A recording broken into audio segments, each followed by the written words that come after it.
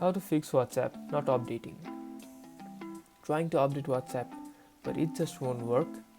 Let's fix that so you can get the latest features and bug fixes. First, check your device's storage. If you're running low on storage, the app may fail to update. Clear out unused files or apps. A quick restart can clear temporary glitches that prevent updates from going through. On Android, try clearing the cache of the Play Store. Go to Settings, then Apps, then Google Play Store, then Storage, and then Clear Cache.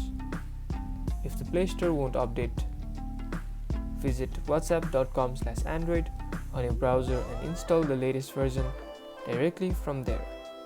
And that's about it. If you guys enjoyed this video, or if this video managed to help you, don't forget to smash that like button and subscribe for more videos like this. Thank you guys for watching, and see you guys in the next tutorial.